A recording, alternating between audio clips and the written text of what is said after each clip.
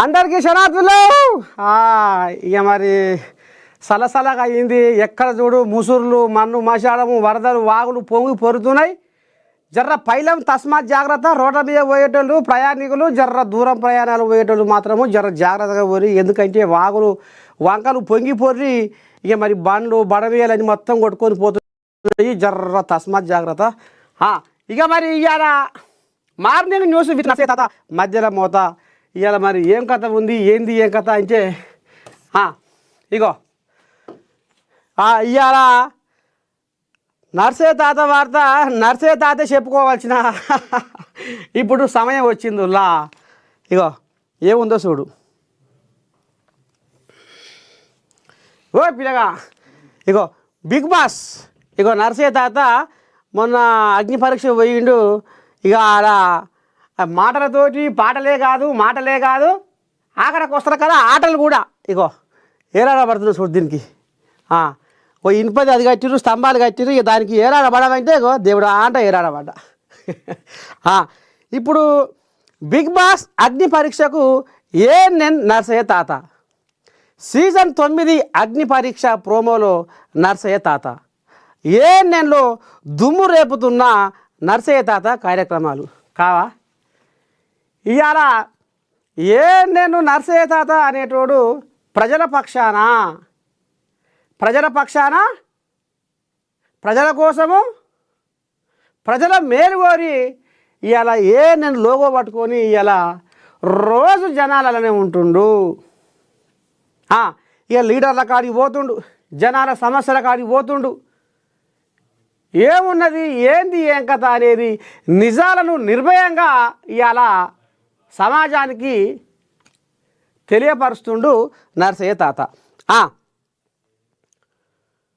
లక్షలాది మంది వెళ్ళాలని ఆశపడే ఎదురు చూసే బిగ్ బాస్ హౌస్లోకి ఏఎన్ఎన్ ఛానల్ జర్నలిస్టు, యాంకరు, రచయిత, గాయకుడు నర్సయ్య తాత అంటే నేనే మళ్ళీ అనుకునేరు అడుగు పెట్టాడు. బిగ్ బాస్ అగ్ని పరీక్షలో నర్సయ్య తాత ఎక్సర్సైజ్ చేస్తున్న వీడియోలు ఇగో ఇదే.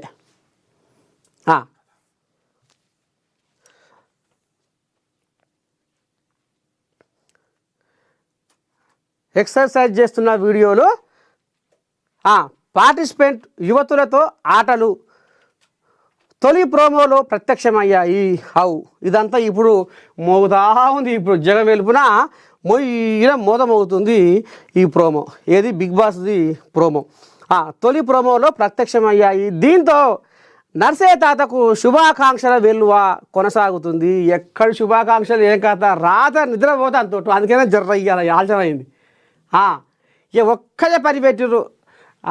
అద్దమ్మ రాత్రి 12 గంట కూడా ఫోన్ గిలగిల అని కొట్టుకుంటుంది. వామ్మ ఏం చేయదు, ఎట్ట చేయదు. 100 ఫోన్లు నిన్న పొద్దునాక అదే పని. ఎదిగా ఇక పొదువుకంగా 7 గంటలు మొదలు పెడితే ఇక నీ దండం పెడితే రాజరా దొంగరాత్రి అర్ధరాత్రి 12 గంట దాకా కూడా ఫోన్ మోగుతూనే ఉంది. 100 ఫోన్లు వచ్చినాయి.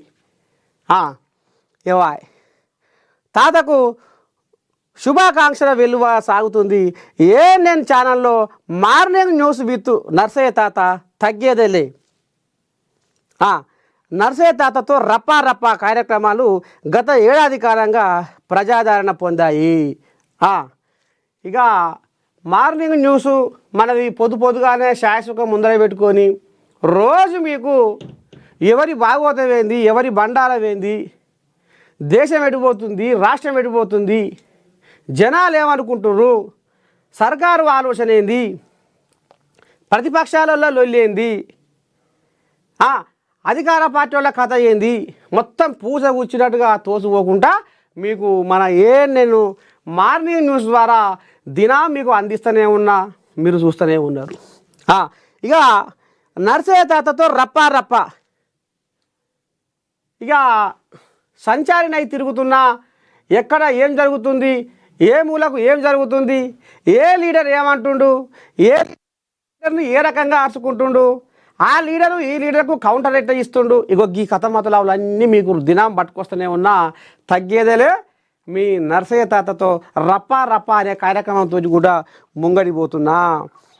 ఇక ఇవన్నీ గత ఏడాది కాలంగా ప్రజాదరణ పొందినవి. వాస్తవంగా ఇవాళ ఎక్కడ చూసినా నేను ఇగో మళ్ళీ కోయిలాగా ఫోన్ చేస్తుంది. ఇగో ఇదే పని పెట్టి ఇక లేవని సైలెన్స్ పెడతా జరసేపు. ఎందుకంటే మనం ఇప్పుడు ముచ్చట పెట్టుకోలేము. ఇక ఇదే పని ఫోన్లు మాట్లాడవలసే వస్తుంది. గత ఏడాది కాలంగా ప్రజాదరణ పొందాయి నర్సయ్య తాతతో రప్పా రప్పా కార్యక్రమాలు. గత ఏడాది కాలంగా ప్రజాదరణ పొందాయి. ఇంటర్వ్యూలు, పొలిటికల్ ప్రోగ్రాములు, పాటలతో నర్సయ్య తాత అదరగొట్టాడు. అంతే కదా, దినం మన వీడియోలు వేరు కాదు, లక్షలలో పోతున్నాయి. ఆ లక్షలు ఇంకా కోట్లు కావాలి. ఇంకా జనాల ఆదరణ, అభిమానం ఎప్పటికీ ఇటనే ఉండాలని మనస్ఫూర్తిగా పబ్బది పడుతున్నా. ఇక మరి మనం జనాలకు అక్కడికి వచ్చే కార్యక్రమాలు చేస్తాం కాబట్టి జనాల మేలుగోరే మనం ముందడుగేసి నేను లోగో ద్వారా మరి సమాజానికి ఎంతో కొంత నా వంతుగా ఒక జర్నలిస్టుగా, ఒక యాంకర్గా, ఒక పాటగానిగా, ఒక మాటగానిగా మరి కార్యక్రమాలు తీసుకుపోతున్నా. అదంతా మీరిచ్చిన బలమే, మీరిచ్చిన ఆదరణే, మీరు చూపిన అభిమానమే. వాస్తవంగా ఈ మధ్యకాలంలో మన ఈ పెద్దమ్మ అమ్మవారి తల్లి గుడిని మరి రెవెన్యూ వాళ్ళు బంజారాయిల్స్ 12లో కూలగొడితే ముందర పడి పోలీసులతో పంచాయతీ పెట్టుకొని ముందర పడి వాళ్ళకు మాట ఇచ్చినట్టుగా గుడి కూలగొచ్చి గుడిలో ఉన్న విగ్రహాన్ని కూడా రెవెన్యూ వాళ్ళు ఎత్తుకపోతే పాపం వాళ్ళు గోడున తాతల ముత్తాతల కాలం నుంచి వాళ్ళు ఆ అమ్మవారికి పూజలు చేసుకుంటా, అమ్మవారిని కొలుసుకుంటా, తలుచుకుంటా వాళ్ళు వాళ్ళ కోరికలను అమ్మవారు చెప్పుకుంటే అవి నెరవేరుతున్నాయని ఒక గొప్ప నమ్మకంతో ఆ అమ్మవారికి బోనాలు పెడితే కూడా పోలీసులు అడ్డం తగిలి పోనీయకపోతే మీ నర్సయ్య తాత ముంగడ పడి మరి బోనాలు కూడా పెట్టించే ఏర్పాటు చేసినాం. అమ్మవారు లేనిది ఎక్కడ 1000 గంటల తల్లి గంపంత కన్ను పెట్టుకొని అన్ని చూస్తూనే ఉంటుంది.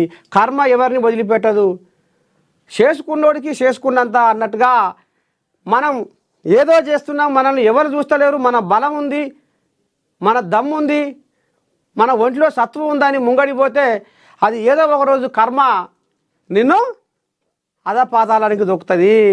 పాపం పంట వండినప్పుడు నిన్ను పచ్చి పులుసు కంటే పల్చగా చేస్తుంది అనేది మాత్రం ఇది యథార్థము. మరి ఆ రకంగా కూడా మన వీడియోలు బ్రహ్మాండంగా జనాల్లోకి పోయినాయి. మరి అనేక హిందూ సంఘాలు ఈ వీడియోలు చూసి కదిలినాయి.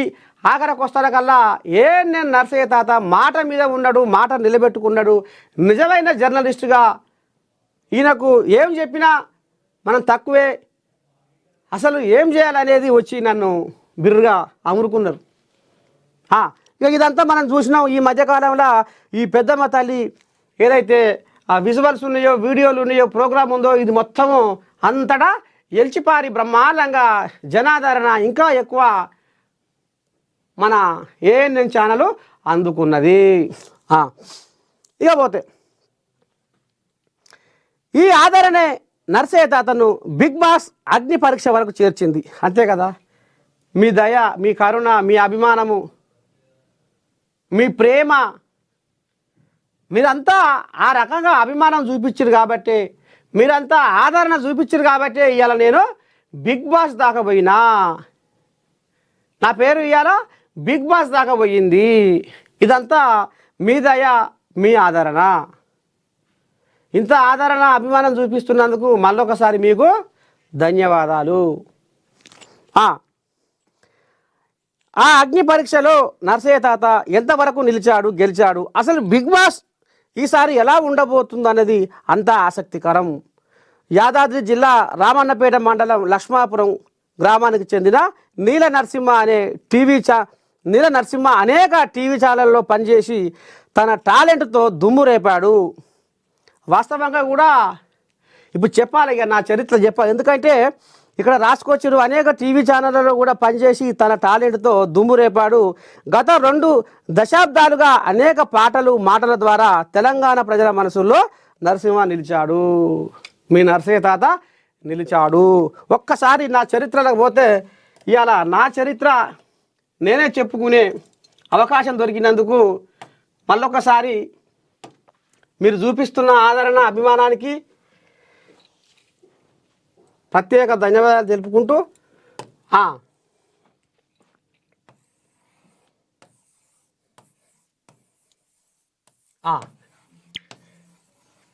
నరసయ్య తాత నరసయ్య తాత ఇప్పుడు ఇదివరకు ఉమ్మడి నల్గొండ జిల్లా ఉండే, ఇప్పుడు యాదాద్రి జిల్లా అయింది. యాదాద్రి జిల్లా రామన్నపేట మండలం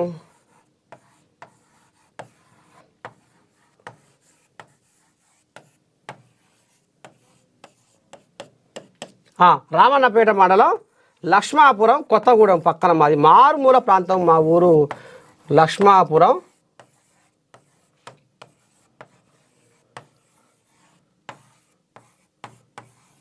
కొత్తగూడెం. ఇక నరసయ్య తాత మరి ఏ స్థాయి నుంచి ఏ స్థాయి వరకు వచ్చిండు అనేది చూసుకుంటే, నేను నరసయ్య తాత అనే నేను 10 వరకు చదువుకొని 10వ తరగతి వరకే చదువుకొని 10వ తరగతిలోనే పెళ్లి చేసుకొని 10వ తరగతిలోనే ఇగో ఈ దుడ్డు కట్టి మా అయ్య పెళ్లి చేసి ఇగో ఈ దుడ్డు కట్టి చేతికిచ్చిండు. ఇదంతా 10వ తరగతిలోనే. 10వ తరగతిలోనే చదువు ఆగింది, 10వ తరగతిలోనే పెళ్ళి అయింది, 10వ తరగతిలోనే అరే ఇది ఇట్లా బాయే 10వ తరగతిలోనే ఇగో ఈ దుడ్డు గట్ట బట్టి గొర్రెల కాపరిగా మారినా. మరి ఆ గొర్రెలు కూడా ఒక ఏడాదో 6 నెలలో 2 నెలలో 3 ఏళ్ళలో 4 ఏళ్ళలో 5 ఏళ్ళలో 6 ఏళ్ళలో కాదు, ఒక 18-20 సంవత్సరాలు నేను గొర్రెల కాసిన.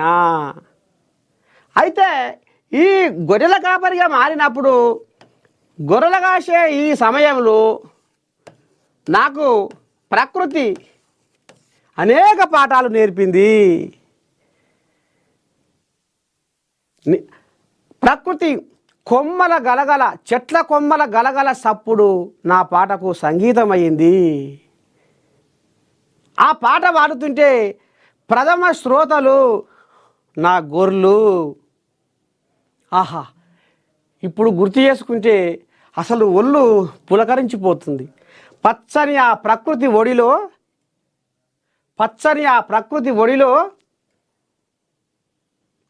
ఇటుపక్క చెరువులు కుంటలు, అటుపక్క మూసి, ఇటుపక్క పచ్చని చెట్లు, గుండ్లు, వాగులు, వంకలు. ఆహా, పల్లెసీమ పైరగాలి ఆ అందాలు కనువిందుగా నాకు పాటలు నేర్పినాయి. ప్రకృతి చెట్ల కొమ్మల గలగల సప్పుడే సంగీతంగా నా చెవులబడి పాటల ప్రయాణాన్ని ఇక గొర్రెలకానే నేను కొనసాగించిన. ఇక ఆ పాట వినుకుంటా నా గొర్రెలు నా తోక చుట్టే ఉండేది. ఎందుకడికి బ్రహ్మంగారు కనుక ఆవుల మంద కాడ చుట్టూ బేర గీస్తే ఏ రకంగా ఆ బేర లోపటినే మేసేటివో, ఇక నా గొర్రెలు కూడా గదే కథ. నేను ఏడ ఉంటే నా గొర్రెలు ఆయన్నే. అందరూ ముందర నిలబడి మేపేది.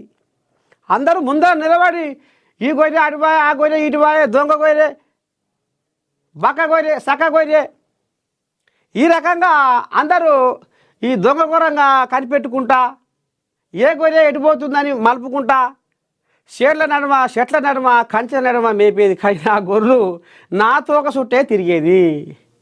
నేను ఒక్క సీడు కొడితే నా గొర్రెలు మళ్ళీ వచ్చేది, నా దగ్గరికి వచ్చేది. మళ్ళా అంటే కోతం నా చుట్టే తిరిగేది. అంటే ఆ రకంగా ఒక 18-20 సంవత్సరాలు గొర్రెలకు నాకు ఆ బంధం అనేది ఆ రకంగా దృఢంగా మారిపోయింది. ఎందుకంటే నాకు పాట రాయడానికి ఆలోచించడానికి టైం దొరికేది. నేను ఇక మొత్తం ఆటంటనే వాడి ఆటంటనే తిరుక్కుంటా ఉంటే మరి నేను పాట ఎట్లా రాస్తా? నాకు ఆ ఆలోచన అంటే రాయాలనే ఆ ఆలోచన నాకు కలగదు కదా. నాకు టైం దొరకకపోతే నేను ఆలోచించలేను కదా. అందుకనే నాకు నా పాట వినుకుంటూ నేను రాగం తీస్తుంటే నా రాగం వెనకాలని నా గొర్రెలుండేది. ఆ రకంగా నా పాటల ప్రయాణం మునుముందుకు సాగుతుంటే ఎన్నో అవమానాలు ఎదుర్కొన్నా, ఎన్నో ఆటంకాలు ఎదుర్కొన్నా, ఎన్నో ఇబ్బందులు ఎదుర్కొన్నా. ఎంతోమంది అవహేళన చేసిర్రు, ఎంతోమంది ఇబ్బందులు పెట్టిర్రు, ఎంతోమంది ఎగతాళి చేసిర్రు. అసలు గొర్రెలు కాసేటోడికి 10 చదివి గొర్రెలు కాసేటోడికి ఏం సాహిత్యం వస్తుంది అనేది కూడా పెద్ద పెద్ద మేధావులు కూడా చర్చించుకున్న ముచ్చట. ఊరోళ్ళే కాదు, అంటే ఊరోళ్ళు అంటే ఊర్లో కొంతమంది ఎగతాళి చేసిన వాళ్ళు ఉన్నారు, నన్ను ఇబ్బందులు పెట్టిన వాళ్ళు ఉన్నారు, నా పాటను నన్ను హెచ్చరిక చేసిన వాళ్ళు ఉన్నారు. అంటే ఆ ఊళ్ళోనే మా ఊళ్ళోనే కొంతమంది నన్ను ముందుకు నడిపించిన వాళ్ళు ఉన్నారు. పాటతోటి నువ్వు ప్రయాణం చెయ్యి, ఎవరు ఏది ఏమనుకున్నా నువ్వు వెనుకకు మళ్ళీ చూడకు అని ధైర్యాన్ని చెప్పిన వాళ్ళు ఉన్నారు. ఆ రకంగా అట్లా అవమానాలు, ఆటంకాలు, ఇబ్బందులు ఎన్ని ఎదురైనా ఆఖరికొస్తారకల్లా 2012 అనుకుంటా, అప్పుడు తెలుగు భాష పాటతోటి నేను రచయితగా, గాయకుడిగా కొంత మేరకు వెలుగులోకి వచ్చిన. అప్పుడు పెద్ద పెద్ద మేధావులే గొర్రెగాసే నరసింహకు సాహిత్యం ఎక్కడిది, గొర్రెగాసేటోడికి సాహిత్యం ఎట్లా అబ్బుతుంది, సాహిత్యం కూడా తెలిసి ఉండాలి కదా అనేటోళ్ళే ఒక సభల ఆచార్య ఎన్ గోపి అనుకుంటా, ఆ గోపి సార్ అన్నాడు, ఎన్ గోపి సారు, అబ్బా డాక్టర్ సీనారే కవిత్వం కనపడుతుంది నరసింహాని రచనలో అన్నాడు. ఏది? ఆ తెలుగు పాట విని. అంటే ఇంతకుముందు నేను ఇంకో ముచ్చట చెప్పాలి మీకు. అయితే ఎవరైతే నర్సయ్యకు సాహిత్యం తెలియదు, ఏం పాటలు రాస్తాడు, గొర్రెగాసేటోడు ఏం పాటలు పాడతాడు, ఏం రాస్తాడు అంటే, నేను మా పక్కనే ఉన్న మండలం ఏదైతే రామన్నపేట ఉందో, రామన్నపేట మండలంలో గ్రంథాలయంలో సభ్యత్వం తీసుకున్నా. 100 రూపాయలు కట్టి సభ్యత్వం తీసుకొని అప్పుడు వారానికి ఒక బుక్కు ఆ గొర్రెకానే ఉంటూ వారానికి ఒక బుక్కు చదివి మళ్ళా అక్కడ ఇచ్చి మళ్ళీ ఇంకో బుక్కు తెచ్చుకునేది. ఈ రకంగా నేను సాహిత్యం మీద పట్టు సంపాదించుకున్నా. అందుకనే ఎనుగోపి సార్ అన్నాడు, ఏమన్నాడు, డాక్టర్ సి నారాయణ రెడ్డి కవిత్వము నీ పాటలో కనపడుతున్నది, ఎంత అందంగా వర్ణించినావు నరసయ్య అని మెచ్చుకున్నాడు. ఒక్కసారి ఆ పాట మీకు వినిపించే ప్రయత్నం చేస్తా.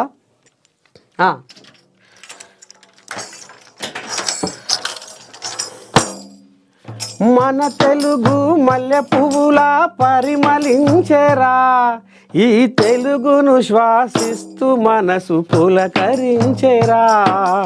మన తెలుగు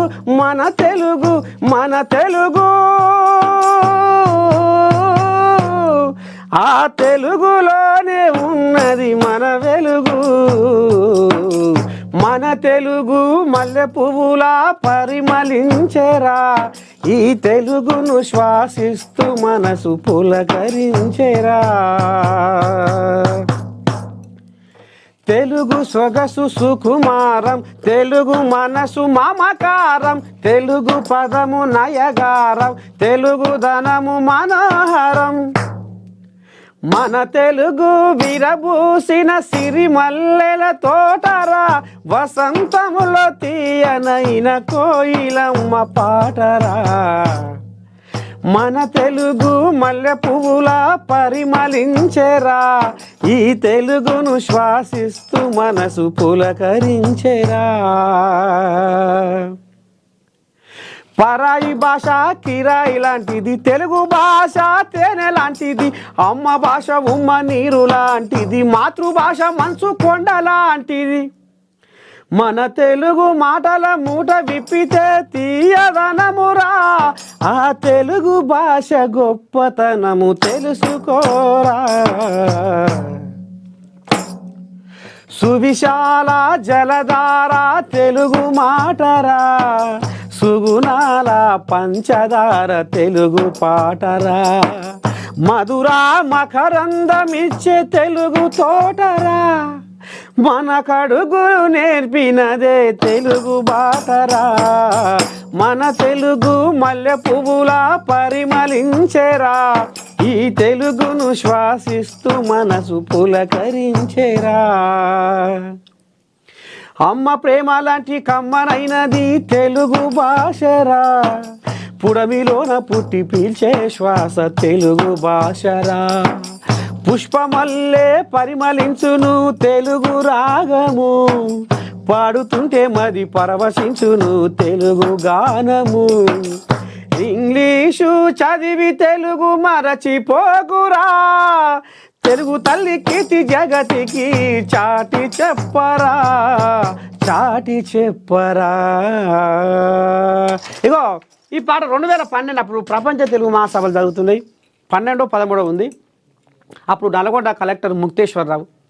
ఈ పాటతోటి ఎవరి పాటగాడు అప్పుడు వాళ్ళ కడుపు చల్లకుండా ప్రింట్ మీడియా వాళ్ళు, రామన్నపేటలో ఉన్న ప్రింట్ మీడియా వాళ్ళు నన్ను ఆదరించి, ఒక గొర్రెల కాపరి ఇంత అద్భుతమైన సాహిత్యంతో తెలుగు భాషను వర్ణించున్నాడు, అమ్మ ప్రేమ లాంటి కమ్మనైన ఉమ్మనీరు లాంటి అమ్మ భాషను ఇంత రామసక్కదనంగా వర్ణించుండని అప్పుడు గొర్రెల కాపరి నోట పాటల మూట.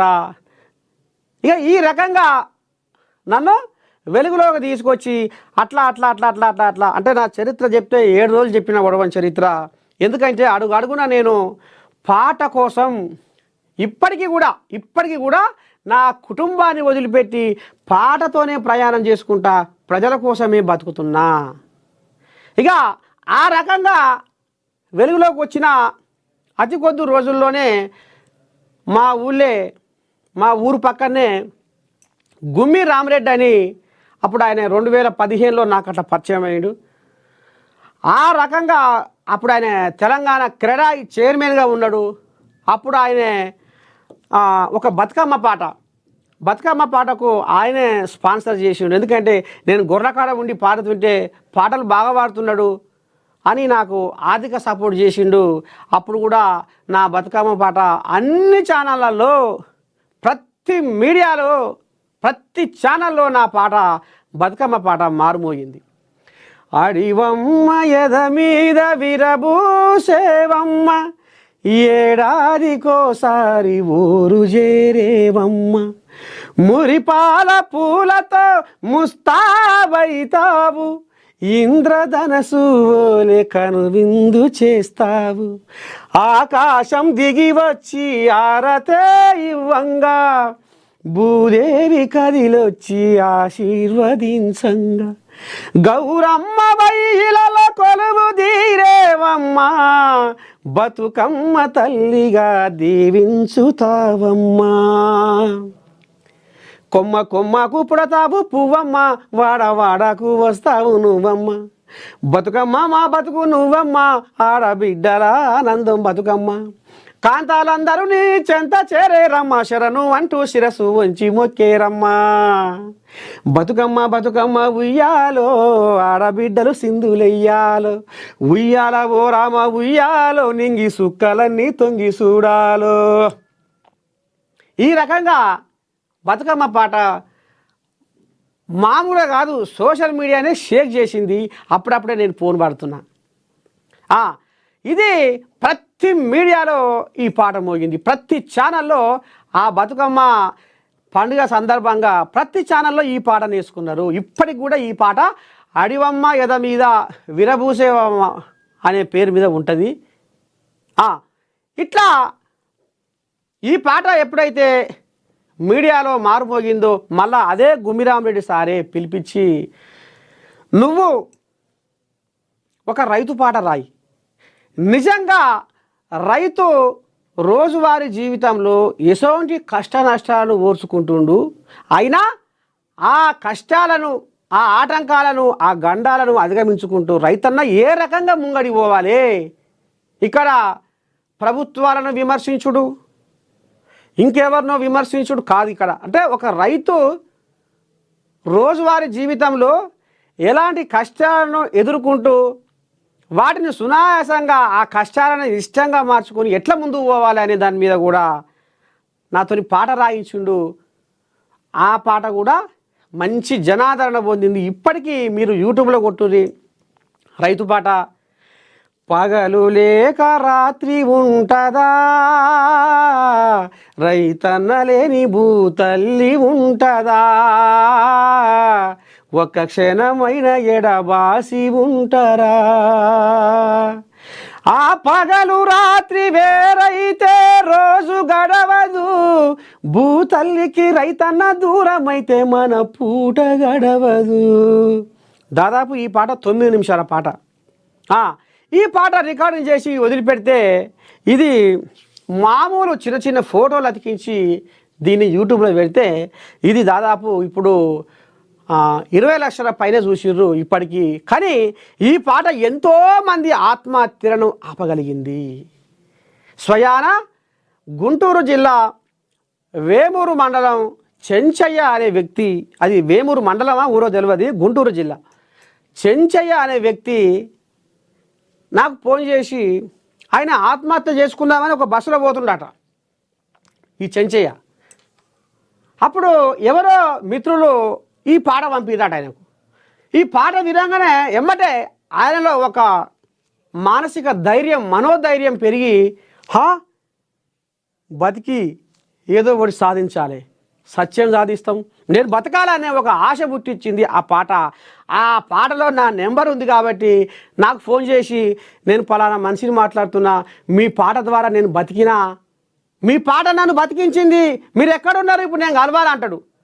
నేను అసలు అప్పుడు గుమ్మిరామరెడ్డి అన్న మాటలు నాకు మనసులో మెదులుతున్నాయి. ఏంది, ఒకప్పుడు సారు నీ పాటతోటి, నీ రైతు పాటతోటి ఒక్క ప్రాణం బతికినా నీ జన్మ నా జన్మ ధన్యం అని ఆ సారు ఆనాడు అన్నాడే. ఇప్పుడు ఇది నిజమేనా అనేది నా మనసులో మెదులుతుంది. సరే నేను అప్పుడు ఒక టీవీ ఛానల్లో చేస్తున్నా, యూసుఫ్గూడలో ఉంటున్నా. సరే కలుద్దామంటే ఆయన ఒక 15 రోజుల్లో హైదరాబాద్కు వచ్చి కలిసిండు. అప్పుడు సార్ పలానా పాటతోటి ఒక్క నిండు ప్రాణం బతికినా నీ జన్మ నా జన్మ ధన్యం అన్నారు కదా సార్. ఖచ్చితంగా మన జన్మ ధన్యమే. ఇగో ఆయనే పలానా మనిషి, పలానా చెంచయ్య, పలానా జిల్లా, ఇగో ఇప్పుడు నా దగ్గరికి వచ్చిండు. సార్ వాళ్ళ ఆఫీసు గచ్చిబౌలి. ఎమ్మటే పోయినాం. ఆ సార్ కాడికి ఏదో చందా విషయంలో మా ఊళ్ళో ఒక 20 మంది వచ్చారు. అప్పుడు అసలు ఒక అనుకోకుండా ఆ రకంగా ఇక్కడికి వెళ్ళి మేము పోయినాం, ఈ చెంచయ్య నేను, అక్కడికి వెళ్ళి మా ఊరోళ్ళు వచ్చిర్రు. ఆడ గచ్చిబౌలిలో కలుసుకున్నాము. ఇక ఆయనే మాట్లాడిన వీడియో కూడా ఇప్పటికి ఉన్నది, నేను మీకు వినిపించే ప్రయత్నం చేస్తా. కాకపోతే ఇప్పుడు అది దేవులాడాలి. ఆ పాట నన్ను బతికించింది. ఆ పాట ఇవాళ నా కొడుకు బిడ్డల పెళ్లిళ్ళు చేసుకోగలిగిన ఆ పాట నాకు మనోధైర్యాన్ని ఇచ్చింది. ఇవాళ నరసయ్య పాట వినకపోతే, చూడకపోతే నేను చచ్చిపోయేవాడిని. నరసయ్య ఈ పాటకు ప్రాణం పోసిన, ఆర్థికంగా సపోర్ట్ చేసిన మీకు ధన్యవాదాలని అంతమందిలో ఆయన పద్ధతి బట్టి మాట్లాడి వెళ్ళిపోయిండు. అంటే ఈ రకంగా ఇక చిన్నగా ఇక కొన్ని మీడియా ఛానళ్ళు కూడా చేసుకుంటా ఇప్పటికీ పాటతోటే ప్రయాణం సాగించుకుంటూ ప్రజల కోసము అన్నట్టుగా ఇప్పుడు ఇక చాలా ఉంది చరిత్ర, చెప్పుకుంటే ఒడవదు ఈ చరిత్ర. ఇప్పుడు ఏఎన్ఎన్తోటి ప్రయాణం చేస్తున్న ఈ తరుణంలో బిగ్ బాస్ వాళ్ళు కూడా అదే ఇప్పుడు మన ఏఎన్ఎన్లో రాసుకొచ్చినట్టుగా ఈ మధ్యకాలంలో మన ఇన్స్టాగ్రామ్లలో బాగా వీడియోలు వైరల్ అవుతున్నాయి, మిలియన్ల వ్యూస్ వస్తున్నాయి. ఆ రకంగా మీరిచ్చిన ఆదరణ, మీరిచ్చిన అభిమానంతో ఆ రకంగా ఇవాళ బిగ్ బాస్ దాకా నా పేరు పోయిందంటే మరి అది జనాల ఆశీర్వాదమే, ప్రేక్షక దేవుళ్ళ దీవెనేర్తే అని నేను ఇప్పటికీ విశ్వసిస్తా, నమ్ముతా. మీరు ఇచ్చిన ఈ ఆదరణతోనే మీ నర్సయ్య తాత చిన్న చిన్నగా ఈ రకంగా ముంగడికి ప్రయాణం చేస్తుంది నా జీవితము. రాబోయే రోజుల్లో ప్రపంచ దేశాలు, ఇప్పుడు నేను సాక్షిగా ప్రమాణం చేసి చెప్తున్నా, ప్రపంచ దేశాలు నేను నర్సయ్య తాత, ప్రపంచ దేశాలే నర్సయ్య తాత వైపు తొంగి చూసే విధంగా ఒక విస్ఫోటనం రావాలి. నర్సయ్య తాతతోటి ఒక సంచలనం రావాలి. నర్సయ్య తాత చేసింది 10 మందికి అక్కడకు రావాలి. నర్సయ్య తాత చేసింది ఈ సమాజంలో మార్పు రావాలి, సమాజంలో చైతన్యం రావాలి. నర్సయ్య తాత ఏది చేసినా జనాల మంచి కొరకే చేస్తాడు అనేది మాత్రము ప్రపంచ దేశాలే నర్సయ్య తాత వైపు తొంగి చూసేలా ఒక బలమైన దృఢ సంకల్పంతో, బలమైన కోరికతోటి ఇంకా మీ ఆదరణ, మీ ఆశీర్వాదం, మీ దీవెనార్తి, మీ అభిమానం ఉంటే ఖచ్చితంగా నేను ప్రపంచ దేశాలనే నా వైపు తిప్పుకుంటా. అది మీ ఆదరణ, మీ ఆశీర్వాదం, మీ దీవెనార్తి.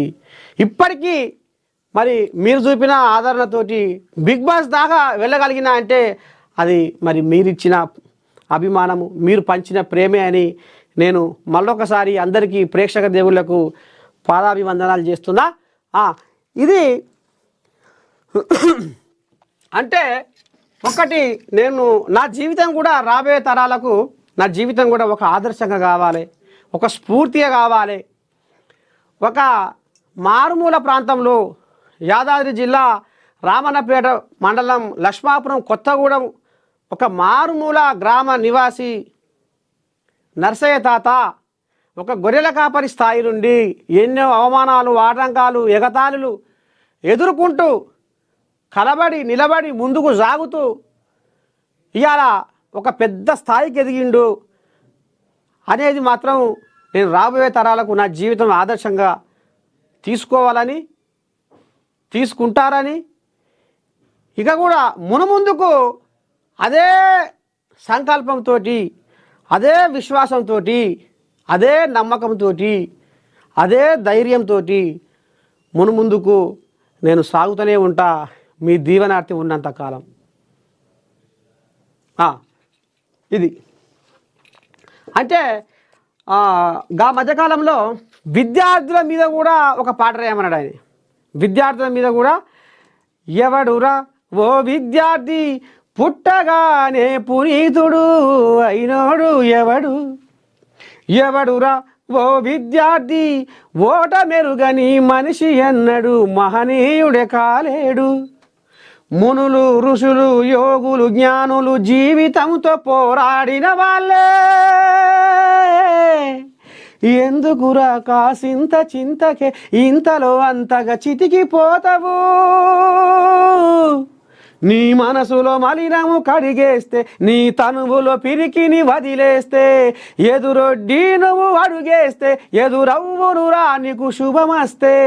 విజయము నీదేరా నమస్తే, విజయము నీదేరా. ఇలా ఎంతోమంది విద్యార్థులు కూడా ఈ పాటకు మేము సాధిస్తాం, ఏదో ఒక రోజు మాకంటూ ఒక సమయం వస్తుంది, ఇప్పుడే మేము కుంగిపోవద్దు, ఇప్పుడే మేము మానసికంగా కుంగిపోవద్దు, ఏదో ఒక రోజు మాకంటూ ఒక సమయం ఉంది, దానికోసం మేము ఎదురు చూసుకుంటా మా కష్టం, మా దమ్ము, మా సత్తా, ఆ రకంగా అనుకొని ముందుకు సాగిర్రు కొంతమంది, ఇంకా కూడా సాగాలని మనస్ఫూర్తిగా కోరుకుంటున్నా. మొత్తానికి మరి నర్సయ్య తాత గొర్రెల కాపరి స్థాయి నుంచి బిగ్ బాస్ దాకా పోయిండు అంటే మళ్ళా చెప్తున్నా మీకు ధన్యవాదాలు. మీ ఆదరణ, మీ ప్రేమ, మీ అభిమానము ఎప్పటికీ ఇట్లనే ఉండాలని మనస్ఫూర్తిగా కోరుకుంటున్నా. ఇక మరి ఈ మధ్యకాలంలో అది ఏదో మన చౌటుప్పల్లో ఒక ఆరగూడెం కాడ ఆ ఊర్లో 1 ఎకరం భూమి ఒక ఆయన కబ్జా చేసిండు, ఒక కంపెనీ ఆయన. అంటే ఇది చాలా రోజులు అవుతుంది. ఆడికి పోయి ప్రజల పక్షాన నిలబడి వాళ్ళు అప్పుడే అన్నారు, తాత నువ్వు ఈడికెళ్ళి నువ్వు హైదరాబాద్ పో ముందుకే నీకు ఫోన్ వస్తుంది, ఇక నువ్వు ఈ వార్తని ప్లే చేయలేవన్నారు. కానీ నేను నిఖార్సుగా ఎన్ని ఇబ్బందులు ఎన్ని ఆటంకాలు వచ్చినా ఆ వార్తను ప్లే చేసినావు, చూపించినావు. ఆ ఊరోళ్ళు ఇప్పటికీ అరే నర్సయ్య తాత మనకు ఒక మంచి ఘనకార్యం చేసిపోయినరా నర్సయ్య తాత. ఆ తెల్లారే ఆ గోడలు కూడా కూలగొట్టించిన అంటే నర్సయ్య తాత ఏది చేసినా ప్రజల కోసమే, ప్రజల మేలుగోరే చేస్తాడు. ఇప్పుడు నేను లోగోను కూడా భుజాన్ని వేసుకొని ప్రజల కోసమే తనలాడుతున్నా, ప్రజల కోసమే పోరాడుతున్నా, ప్రజలే కుటుంబం అనుకుంటున్నా, ప్రజలే పంచప్రాణం అనుకుంటున్నా, ప్రజలతోనే ప్రయాణం సాగిస్తున్నా. మరి నేను వేదిక ద్వారా మీరు ఇంకా ఆదరణ, అభిమానం, ప్రేమ ఇంకా మరింత రెట్టింపుగా అందించాలని మనస్ఫూర్తిగా కోరుకుంటూ మరి మార్నింగ్ న్యూస్ విత్ నర్సయ్య తాత కార్యక్రమానికి సెలవు. శనార్థి. నమస్తే.